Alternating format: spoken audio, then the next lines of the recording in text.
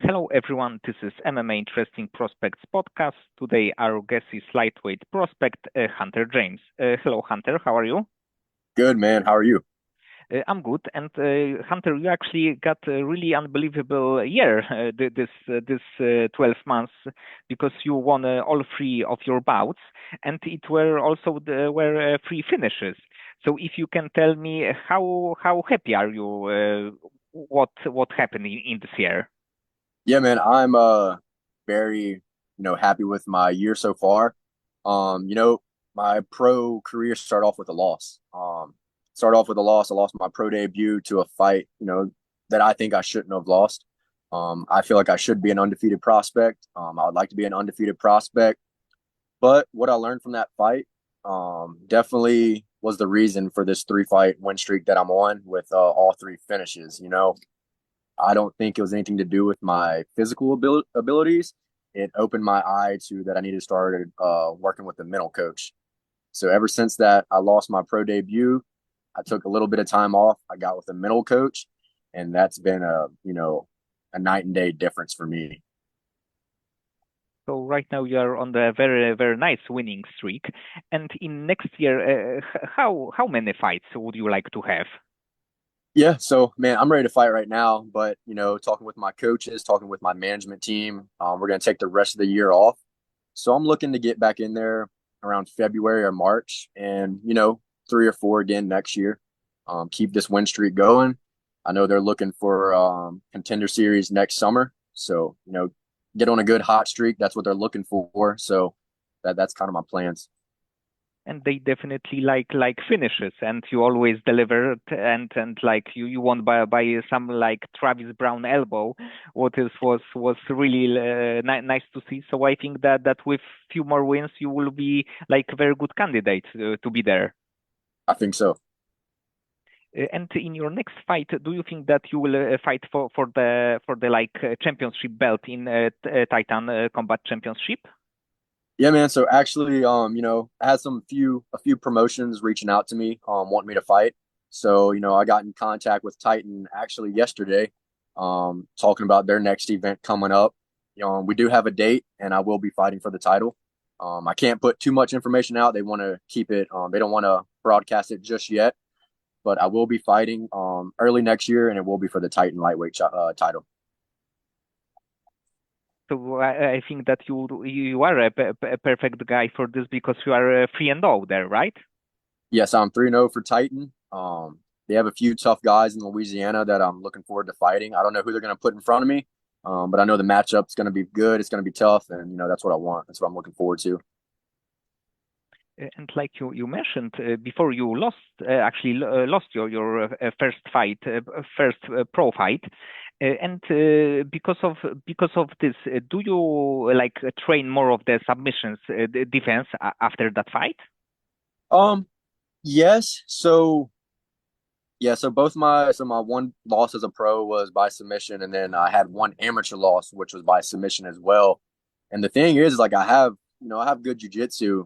It was just a mental thing. I gotten caught into a position where I stopped thinking. I kind of froze for a minute, and that hesitation ended up me getting submitted. So, I mean, I definitely have been focusing a lot on my jujitsu, submission defense and stuff like that. But like I was saying, man, the biggest thing for me is just getting into that present moment, letting the fight go, and just doing what I would need to do to win the fights. But yeah, But I think that actually maybe like the good thing happened because right now you look really good. So I think that maybe this loss, maybe it's not that this is a super good thing, but in the end it's like really you really improved after that fight. no, yeah, 100%. And that's what I talk to a lot of people about is like like I was saying, I feel like I should be an undefeated prospect. I wish I was an undefeated prospect because I definitely could have been. But I'm not letting that get into my head too much. I'm glad that loss happened, my first fight, instead of me being a fight or two away from the UFC, and then I have that loss, and then I have to grow from there. So I'm glad I got it out the way, got it out my system, and now I'm just looking to keep going up. And you also had really successful amateur career because I believe that you were 6-1, and your fights also were really high level. Especially the last one, it was a decision fight, but you looked great. It was like a very high level fight. So I think that also the considering your amateur experience, you are a little bit more like experienced than like 3-1 guy. Yeah, definitely. Yeah, I had a pretty good amateur career. I had no martial arts experience until I started. I started training in 2020. And I think that's something else unique about me is like coming from no wrestling background or anything. I was a baseball player, and just seeing what I've done from 2020 till now, is just it kind of says something about me and how my career is going to go, what I've accomplished in this short amount of time. So, I have no doubt in my head that I'm going to make it to a big organization, UFC, PFL, whatever comes first. So yeah, just keep putting in the work, and I know good things will happen. And actually, this is, I think that this is an interesting fact because I thought that maybe you got some maybe kickboxing, maybe boxing experience because of your striking, and it's a baseball experience. Yeah, yeah, the footwork's kind of similar. So it's kind of crazy. And because of your striking, do you ever thought have you ever thought about like trying boxing or kickboxing as the pro, or the MMA was like the natural step for you? Yeah, so when I first started, I was training in Louisiana. Um, and my coach is a big, it was a striking gym. But in Louisiana, there's not much really boxing or kickboxing. Everybody was doing MMA, so I just kind of gravitated towards MMA. And now I'm located in Georgia because I joined the military. So I'm stationed in Georgia, and there's everything out here. There's boxing, kickboxing, MMA. My main focus is MMA, but they're starting to do this 4 ounce Muay Thai, so Muay Thai with MMA gloves, and they have kickboxing fights out here too. So I think it would be cool to do a camp where all I could do is focus on my striking. So, um, I wouldn't put it past me to end up doing a kickboxing or a Muay Thai fight. And actually, the striking sports, but with the smaller gloves, are really very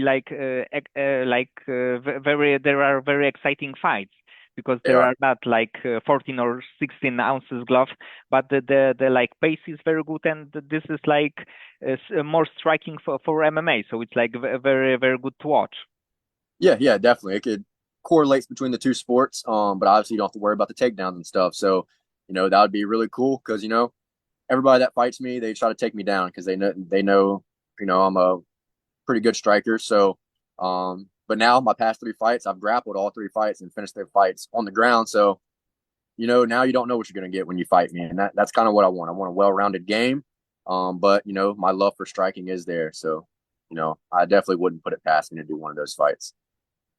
And how do you feel about your cardio? Because when the fighter is finishing the opposition really quickly, there is always like a little bit question mark. What's gonna happen in like second or third round? So how do you feel about this aspect of the game? Yeah, so my cardio is definitely there. I'm always training, always in good shape. So I fought a guy named Robert Link twice. I fought him the first time, and we were kind of talking about this earlier. I finished him with the Kimura trap, and instead of finishing the Kimura, I trapped his arm and finished him, via elbows. Um, as soon as I stopped elbowing him, it was 10 or 12 unanswered strikes. The referee stopped it, and he acted like he was okay. So there was a controversial stoppage with that fight. So I fought him again, and I ended up finishing him in the third round. So it was a high paced fight, and my cardio felt good. Now I will say I was dominating the whole fight, so there wasn't as much scrambles and stuff like that. But I think I'm really not worried about my cardio. And if you can tell me more about the gym that right now you are training in, and the gym that you at first started in. Yeah, so I started in the UFC gym out in Baton Rouge, Louisiana. Um, I trained there for about 6 months, close to 6 months. And I took my first fight within 6 months of training, and it was a good gym, man. It was ran by Thomas Webb, um, very well known fighter in Louisiana. Training partners with Dustin Poirier. Him and Dustin Poirier came up together in the fighting scene. So I had a good group of guys to start my MMA career with. And then I joined the Army, and now I'm with a gym called Against the Grain MMA and Boxing. We're out here located in Columbus, Georgia. And it's a small gym, but man, we have some really great fighters and really good coaching staff. It's just a small gym. I have a very good relationship with my head coach, Tim Ferriss. He's been in the game for forever. He was Colton Smith, the Ultimate Fighter, I think season 16 winner. That was his head MMA coach. He got to coach Colton all through his career. Also, Brandon Sales. He was a PFL heavyweight. He made it to the semifinals of the 2021 $1 million tournament season. He coached Brandon, so now he is my head coach. And then we have Georgia's always producing like these D1 wrestlers, so we have a lot of D1 wrestlers in our gym too, which is perfect for me. That's exactly what I need. Um, my main training partner I have right now is Trey McDaniel. Um, he's going to be another up and coming prospect. He's 5-0 as an amateur. He's about to make his pro debut. Really solid wrestler. His striking's coming along. So, yeah, like I said, I'm not at a very big gym right now, but I have the right people around me. But probably sometimes the smaller gyms are better because of course the big gyms you have like great sparring partners, a lot of knowledge, but in the smaller ones there is a different atmosphere. It's like more like the family. Yeah, exactly. And, like I have a really good relationship with my coach. Like he's always coming in to hold pads for me, and for free. At these bigger gyms, you might have to pay for that. And it's just like that, always that constant one-on-one coaching, which is really good. But then about an hour and a half away, we have American Top Team, Team Lima, which is that bigger gym. So I've been traveling up there to do my sparring rounds with those guys as well. Because as I start fighting these higher level guys, I'm gonna need to go spar with these higher level guys to get that look and get that pace. So I'm really happy where I'm at. I have this one-on-one coaching that I can get, really break down the technique, and then I can go drive an hour and a half and get these really hard sparring rounds in. So yeah, that's exactly right. Yes, and with Lima Brothers, probably there you also have like many top level guys, and both brothers are like big names, like super skilled guys. Oh yeah, definitely. And you are in the sport for a few years now. And what, in your opinion, is the best and the worst part of this sport? The best and the worst. So I'd say the best part is just the discipline and stuff. It kind of adds to your life.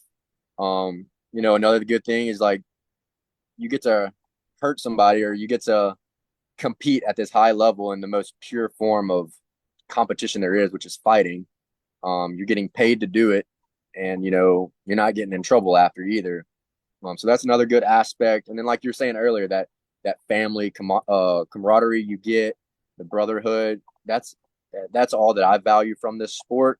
And one day I hope that I can provide for my family doing this stuff as well. The cons of it is trying to make it in the sport, man. There's so many people going after the same thing that you are. The pay isn't great starting out. You got to work your way up. Weight cutting is definitely a con on there. Um, the way the sport is right now, you almost have to cut weight unless you want to fight at your body weight, but then you're going to be fighting someone, usually a lot heavier than you when it comes to fight night. Um, but the weight cut, man, if you're dedicated to this sport, it's really not a big issue. It's a temporary pain, but it shouldn't like deter you from doing this sport. But yeah, How much of the weight do you cut? so I'm really not a big 55er.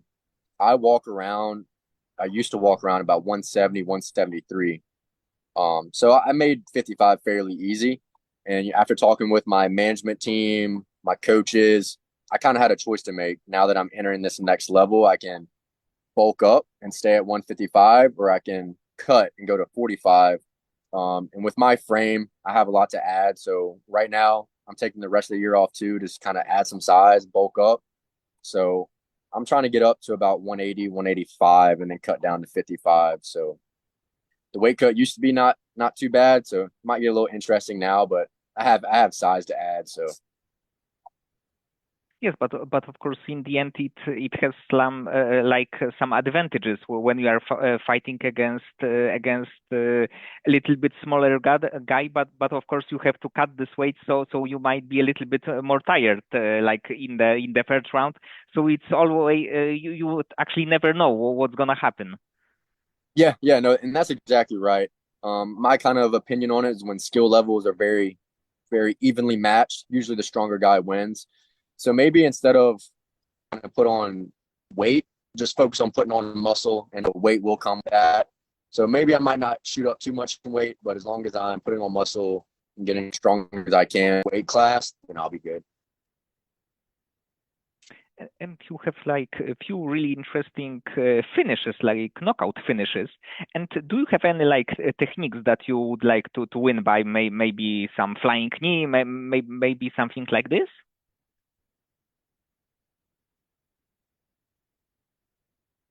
Yeah, so actually, I do have a flying knee win. Unfortunately, it wasn't for a sanctioned MMA bout. It was for United States Army combative tournament. So I threw that out there, and I had a finish for the flying knee.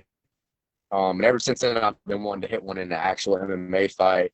That, and then I have a really good question mark kick. I just haven't been able to too high, and they're ducking under it. So, one of those are going to happen one day: a flying knee or a question mark kick. And maybe you in the one of your next fight you will win by submission, just to add something like this to your record. Yeah, man. Yeah, when I had that Kimura against Robert Link, that was my chance to get a submission win. I could have Kimured him easily, but I guess the violence action, took over, and I started elbowing him instead. And I've had these past three fights. I've been in positions where I could have finished with the submission, but just the positional ground and pound kind of took over, and that's kind of what our gym focuses on. So a submission's coming. It's on its way. It's just a matter of time.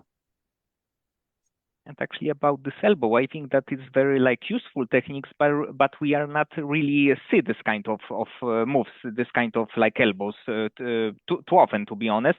But it is a very good and like quite exciting finish to watch.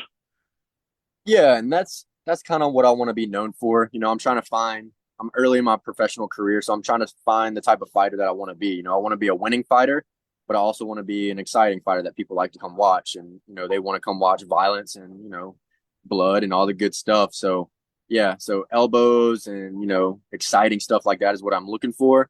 And a lot of times those will get guys to open themselves up for submissions as well. Just waiting on that. So yeah, I definitely just want to be an exciting fighter, but I'm also here to win. I'm here to have a legacy, and I want to be into a big organization, so I have to keep winning.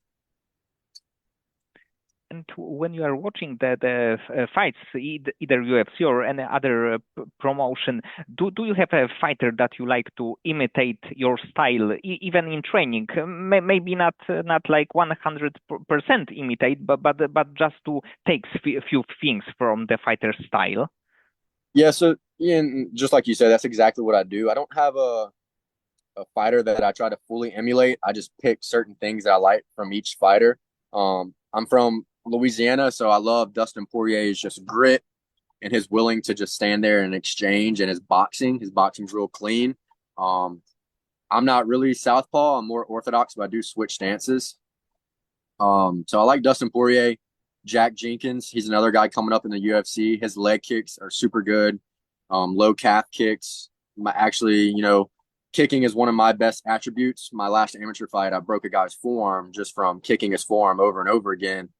So I like his style. Um, Obviously, John Jones's creativity. I like that. Yeah, there's a few fighters I like to watch and just kind of pick certain things and add it to my game. And about Dustin, because I think that he will have like one or two more fights in the UFC. So, who do you think should be his next opponent? And so that's hard because I want Dustin to go out on a win, but it also has to be an exciting fight. So, I mean, as long as it's not a grappler, I feel pretty confident. I would like to see him and Max Holloway run it again. Him and Justin Gaethje run it again. Him and Justin had a good fight, but I do think it was one of those head kicks that kind of a fluke. It was a good head kick. It kind of got behind the head, ended up knocking Dustin out. But I don't think it happens again. So I'd love to see them, selfishly see them really scrap it out and get into a barn burner. So I would like either one of those fights. Yes, but with Dustin, there is a thing that doesn't matter who will he be fighting next. It will be, of course, the exciting fights. So it really doesn't matter. Yeah, exactly. Yeah, he puts on a show every time. He's an exciting fighter. So yeah, exactly. It doesn't matter. And you mentioned before the contender series, and do you see yourself in the contender series next year? So maybe September, maybe October. Do you see yourself next year there? I 100% could see myself getting a contender shot next year. You know, I'm not, willing to rush my career, so I'm not in a rush to get there. But if I stay on the path that I'm on, I could definitely see myself getting a shot at the contender series. My biggest thing is, just keep focusing and developing my game. So when I do get that shot, then I win on the contender series, and then I get into the UFC. I have a career in the UFC. I'm not getting a 3 or 4 fight contract and then getting kicked out. When I'm there, I want to stay.